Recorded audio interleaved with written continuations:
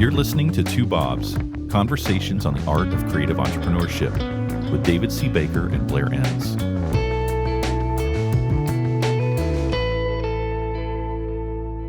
Okay, Blair, this is going to be a little bit longer of an introduction. If you need to go get some coffee while I talk, feel free. So I'm interviewing you today. You wouldn't know it by the level of prep I've had to do. I know. You sent me this note. It says, hey, let's talk about this, 2 paragraphs. Then, go look at this LinkedIn thing I did. And I'm still waiting for, where are the notes that oh, shit. I told my wife, it's like, I'm going to have to prepare for this podcast. I know. When I opened up the document before we started recording, I realized, I didn't leave you with much. But there's a lot to talk about here. It's just not on the written page. Famous last words.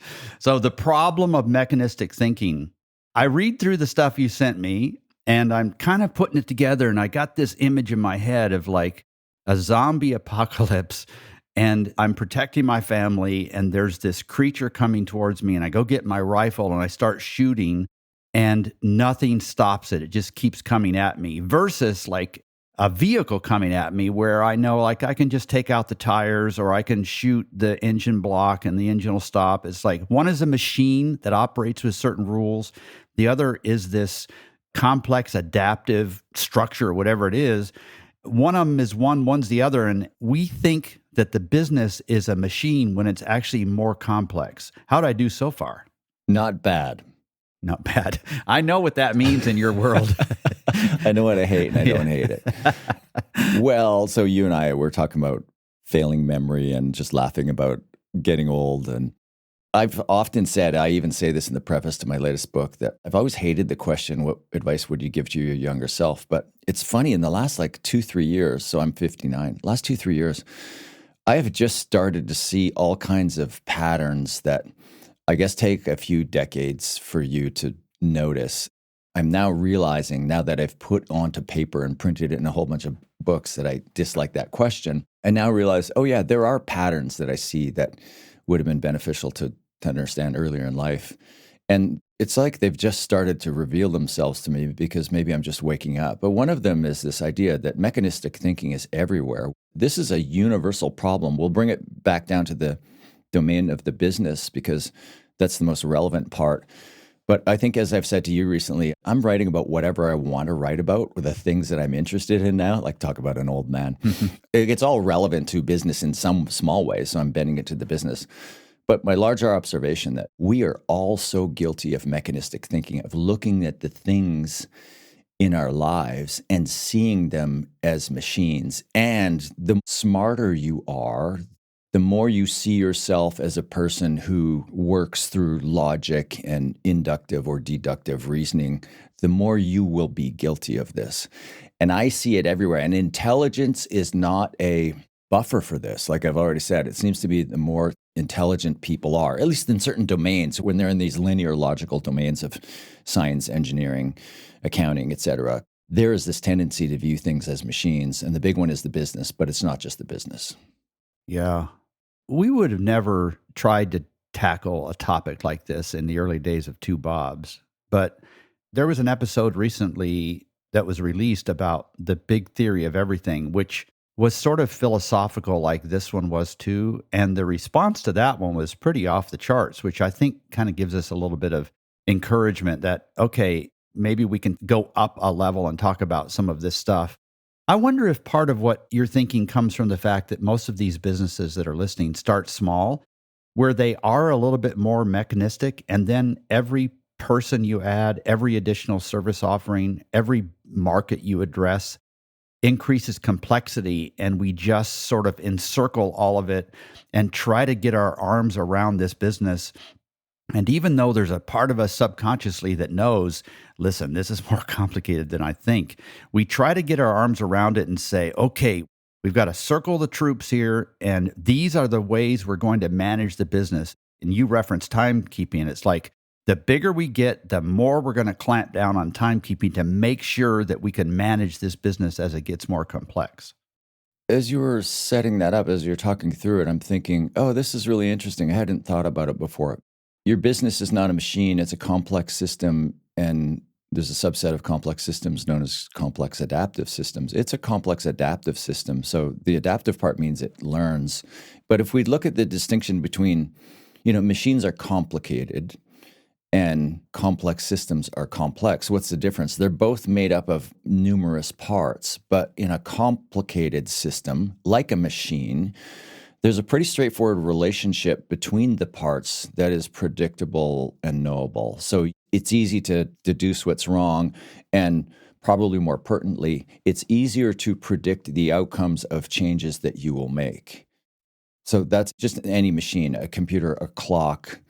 And it's interesting, if we go back in history, like we'll get to this idea of viewing the universe as a machine.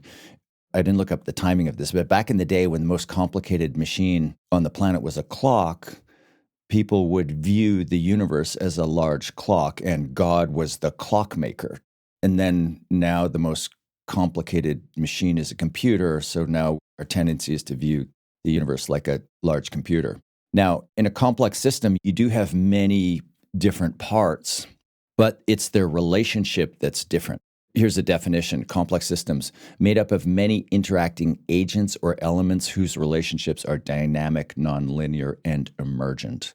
So those words, dynamic, nonlinear, and emergent. So your business is a complex adaptive system, and it's made up of these individual agents that have agency, and those agents are people. And you cannot predict what is going to arise from these people interacting, where in a machine, you can predict how the components are going to interact.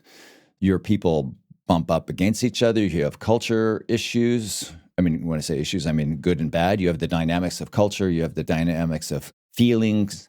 People learn from each other in ways you can't predict, et cetera. So I think, to your point, like as soon as you add one person, you're adding another independent agent. You add a whole bunch of people, you have all of these independent agents. And the idea that you can predict what will arise from this is ludicrous. So the difference between an adaptive and a non-adaptive system is that the adaptive system is learning. And so the only adaptive element of our businesses is the fact that humans are involved, right? I'd have to think more deeply about that, but it might be right. So the classic example is the weather is a complex system, but it's not an adaptive system. The weather doesn't learn. Your business learns, the economy learns, the planet learns, your body, various components of your body, your immune system, your endocrine system, your digestive systems, how you metabolize food, that all learns and adapts. I think I made the point in the article that I wrote on this that seeing your body as a machine instead of a complex system and a complex adaptive system is one of the reasons why it's so hard for so many people to lose weight, because it's not as easy as calories in, calories out. You start restricting your caloric intake, and your body has ways of adapting to that. So immediately your basal metabolic rate, like the energy you burn when you're not exercising, it just drops. So there are all these things that happen in response to it. It occurs to me that there's so many people out there who struggle with losing weight, and they feel so shitty about themselves because they think this is a straightforward problem. It's not a straightforward problem. And as soon as you understand that, maybe you can start to think about it differently. And so that's just the body, but the same thing happens in your business. The same thing happens in the economy. In fact, remember you and I had dinner with Rory Sutherland earlier this year, and he recommended to me Roger L. Martin's book, When More Is Not Better: Overcoming America's Obsession with Economic Efficiency. So this word efficiency, that applies to machines. Right. And what Roger L. Martin is saying is economies are not machines, they're complex adaptive systems. And if you recall the podcasts we've done on one of my pet topics, the inefficiency problem, where I say innovation and efficiency are mutually opposable goals. You cannot increase one without decreasing the other. Many people just reject that idea because they have a mechanistic view of their business. They think you can just tweak some things to optimize for efficiency without some unintended consequences. And as the point of that principle states, one of the consequences of increased efficiency is decreased innovation. I think I am overly in love with the Industrial Revolution. And it's partly because I'm really drawn to mechanistic thinking. Well, you're drawn to machines. You certainly own enough of them. Yeah. Top motorcycle racing, it's like, okay, these are the laws of physics that are going to control whether you live or die. It's pretty straightforward. It's pretty black and white. There's a little bit of stuff at the edge that we don't understand. And then you go back and you think about the Model T. I think it was 33 hours it took to assemble a car, and then it went down to 31 minutes or something like that. And that strikes me as a pretty simple equation. Whoever thought about all that engineer, that's amazing. And then we kind of take that thinking to AI. We have not done an episode on AI, and I'm not even close to wanting to do one. But it kind of enters the argument here because people are thinking, okay, AI, they're taking some thoughts about AI, but they're approaching it very mechanistically, I guess that might be the way to say it. Yeah. And they're saying, okay, it's going to put 20% of the people out of work. The universe just laughs at that bullshit. It's like, nah, we're not making that much change that fast. It's not that easy. It's just like, we don't quite understand this. And I don't know exactly what's going to happen, but the idea that 20% of people are going to be unemployed, that's just mechanistic thinking to me. Yeah, that's exactly right. So that episode we did was called Grow or Die. It touched on AI. And the reason I'm thinking about this is because I'm thinking a lot, as we all are, but I'm thinking a lot about AI and AGI and what is intelligence and what is creativity and what is the domain of humans or people and what is the domain of machines, of computers. So I did a talk on that called A Theory of Everything that we referenced. I wrote that post, Grow or Die. This is part of a series of me writing about AI indirectly. And I finally started writing down my cohesive, I'm trying to understand. And then if I understand it, if I put together a cohesive argument, I will publish it. But I'm not writing with the intent of creating a post. I'm writing to understand. And I've already written a few thousand words. If it turns into a post, it'll be the longest post I've ever written. But it really is on the future of human creativity. And it is about why AI will not lead to AGI. And at the heart of that mistake that some of the richest, most successful people in the world are making is this mechanistic thinking, which is not about intelligence. It's about the belief that underpins their intelligence, because all of our logic is built on some sort of foundation of belief. David Foster Wallace said, everybody worships, even those who claim they don't. Everybody worships. Everybody has like a fundamental belief, a fundamental worldview, a fundamental theory of how everything works. And all of these smart engineer types who are way smarter and way more successful than me, this is me, nobody, saying they're getting this wrong. You realize how that sounds, right? I know it sounds like, but I feel like I'm taking crazy pills. They're getting this wrong because they have a mechanistic view of the universe. And in this mechanistic view of the universe, intelligence arises out of biology, and the consciousness question is basically a throwaway. But the universe, it's not a machine. It's absolutely a complex adaptive system. It's more appropriate to think of the universe as a living organism. It may actually be a living organism. I don't know if it is or if it isn't, but it's the right way to think about it. We've gone through that with the planet. We used to have a mechanistic view of the planet. Now we see the planet as a complex adaptive system. And if we can hit all the political flashpoint issues, one of the reasons why there's such a divisive, not even argument, like people aren't even arguing anymore, but the subject of climate change, the stakes are super high, so it's existential potentially. But the reason we can't have a conversation on it is people who are creating these models and saying this is what's going to happen to the planet. It doesn't matter how much logic you have built into your system. It doesn't matter how smart these people are.